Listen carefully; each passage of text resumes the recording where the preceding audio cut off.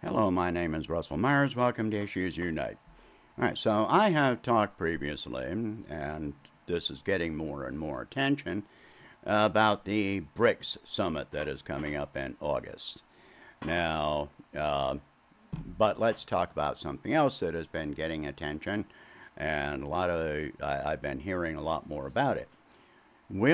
Is China going to dump U.S. treasuries? Well, the short answer is yes. Yes, they are. Consider the fact that U.S. treasuries, debt, bonds, instruments are actually being used to fund U.S. economic and military aggression against China. If somebody's threatening you with a gun, are you going to hand them money, loan them money so that they can go buy more guns to threaten you with? No, that would be completely insane. But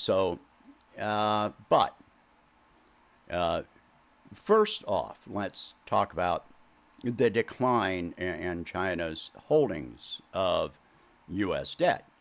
A few years ago, at its peak, China held $1.3 trillion worth of U.S. treasuries. Not long ago, it went down to 1.1 trillion. Right now, it's sitting at 859 billion. Just from 1.1 trillion down to 859 billion, that's a decline of 20%, one-fifth of what they were holding, roughly. From 1.3 trillion, it's a much more drastic decline. So, I mean, that's at least a 40% decline in what they've been holding. And so, let me address a few, but let me address a few misconceptions and explain how bonds work. Bonds are investment vehicles, but they work differently from other investment vehicles. Typically, you put $100 into an investment. If it has a 5% return, then at maturity, or 5% per year, then whatever your return is, 5%, you're going to get $105 back. With bonds, it works kind of in the reverse. A bond, a treasury, has a face value, let's say $100.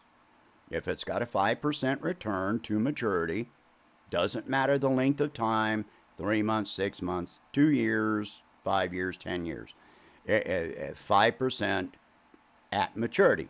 You buy that bond for $95, and when it matures, you get $100 back, the face value. All right. Some people think that U.S. treasuries have a variable rate of return, and that is incorrect. U.S. treasuries have a set return at the time of purchase. So if it's got, a 1% return over a 10-year period, which because the interest rate was so low, and because the Federal Reserve holds so many, such a large degree of U.S. treasuries, the return has been very low. So let's say 1% over 10 years. You hold it for 10 years, you buy it at $99, and in 10 years you get $100 back. One reason that people have this misconception about the variable rate of return is money market accounts. You put money into a money market account, and it may have a set rate of return at the time you put the money in, 5% per year. You're going to get, 5% back over the course of the year. But that can change. So it goes up and down. A money market account has a variable rate of return. That is because, let's say you put your money, you buy your money, put in money into your money market account with your bank. What your bank is doing is they will buy bonds, they will buy treasuries at a certain rate of return at that time.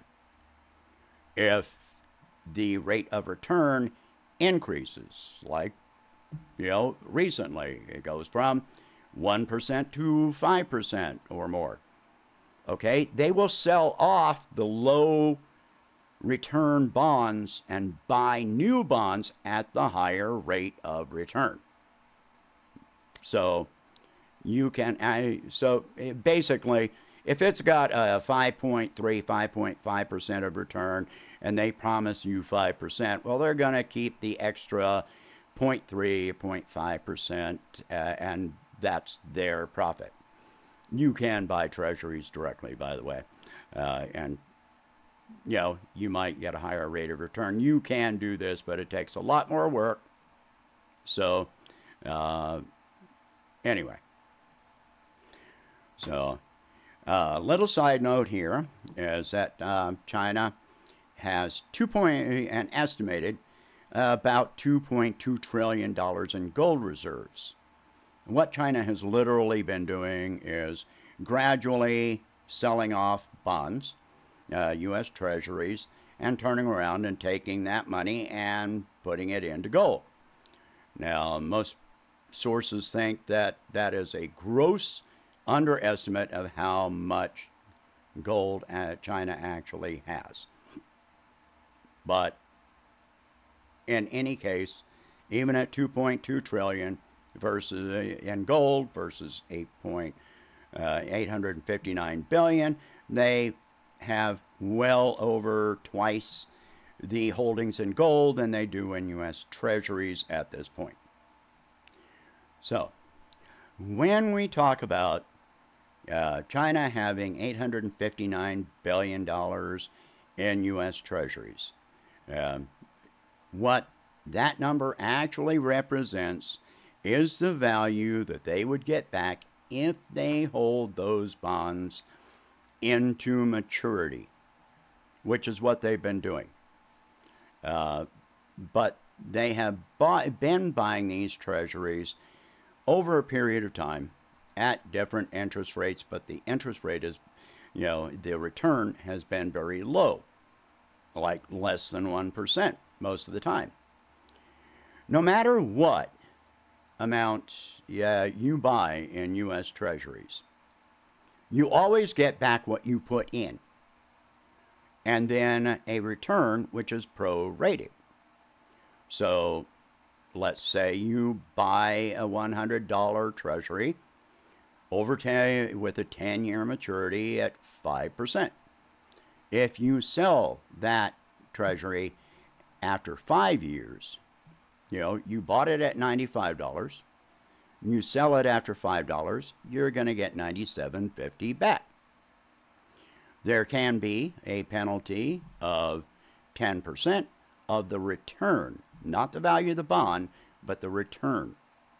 So, if you've got a bond that is a 1% return over 10 years, if you sell it early, then you're going to, let's say, just for simple math, you sell it early, you get a 0.1% hit. Well, China could definitely afford that with their other assets. That's negligible.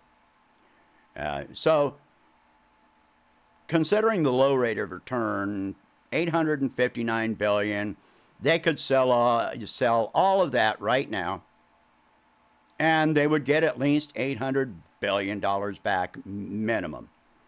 Probably more than that, considering over the time period, the interest rate return, Fed funds rate has been so low.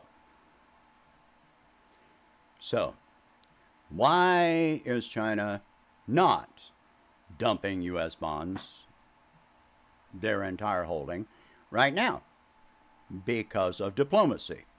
They are still trying to engage in diplomacy with the United States. Now, Anthony Blinken went over to China the other day, but of course, saying that he wants to improve relations with China, but I'm pretty sure he just got put in his place with the fact that we're still arming Taiwan and building up our military presence in the South China Sea. I really doubt there was anything constructive that came out of that. Anyway, so what would happen and what is happening as China is selling off their U.S. treasuries, or not really selling them off, they're turning them in to the Fed at maturity for the return. Could the U.S. refuse to pay on those treasuries? Yes, they could. But what would result would be a drastic reduction in the U.S. credit rating. The U.S. credit rating took a minor hit in 2011 already. Went from AAA down to AA. But to default on that level of treasuries would impact our credit rating, meaning that we would have to the Fed and the Treasury would have to pay more to issue new Treasury bonds. So it would cost us more for future debt, but that's already happening. So, but it would increase drastically. So other countries are watching what China is doing, and there are many countries that are selling off U.S. treasuries, or at least as they mature, they're not buying new ones, to be more exact. Even with the higher rate of return, they're letting them mature, taking that money, and they're not reinvesting it in the United States. Major one is Saudi Arabia.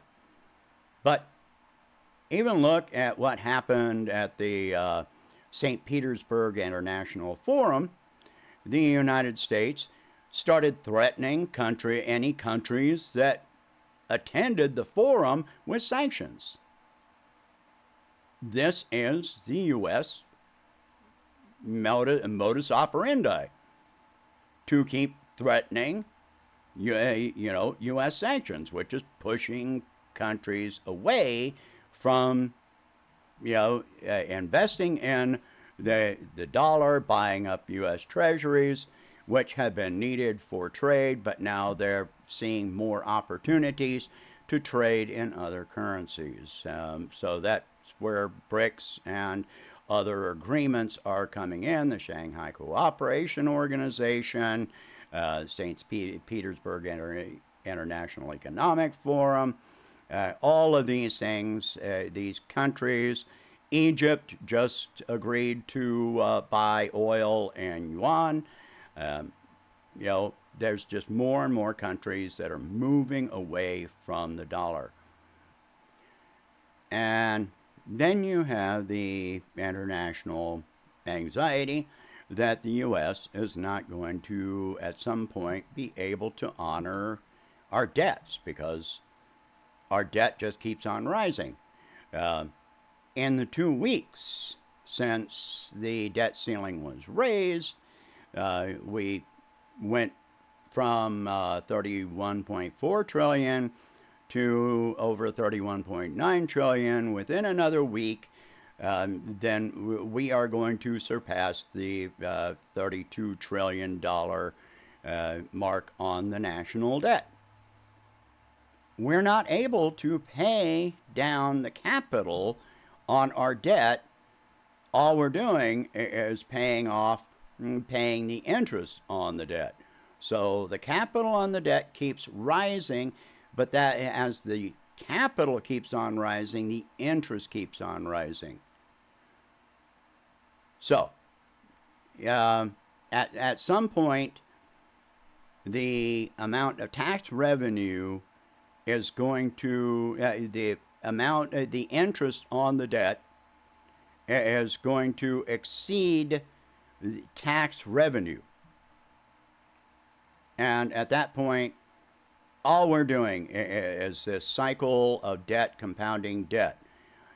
As it is, as we keep on increasing the national debt, a lot of the debt is just going to pay off previous debt. So debt compiling debt, it's like you using one credit card to pay on another credit card, and keep that cycle going back and forth in a circle. And you never get any of it paid off. That's where we're at as a country right now. So other countries are looking at this. Bankers, central banks, they're looking at this and going, this is unsustainable. At some point, the U.S. is going to default. So as their holdings of U.S. Treasuries mature, they're just cashing them in and not buying new ones. And that's what China is doing.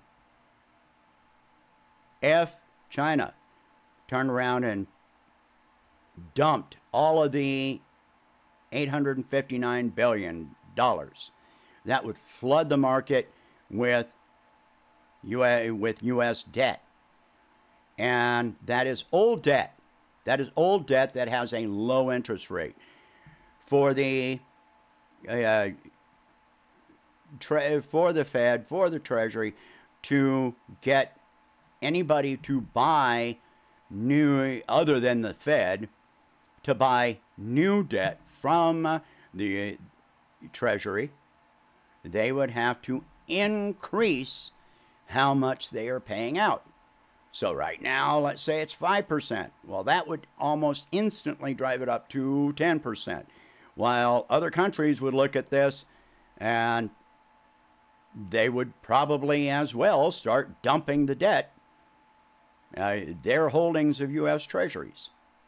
So this is something of very big concern. Whether China, many of their holdings mature very soon. So as they keep on letting them mature and not purchasing new U.S. debt, their holdings continue to decline, and their holdings of gold keep on increasing. And meanwhile, we've got the BRICS summit coming up in August. So this is a very big concern, something to pay attention to. These things are coming about very quickly. All right, so share this video. Talk about these subjects. If you can afford it, please donate whatever you can to help expand this channel and my presidential campaign, and I will catch you in the next one. Thank you very much for watching. Hope you have a good day.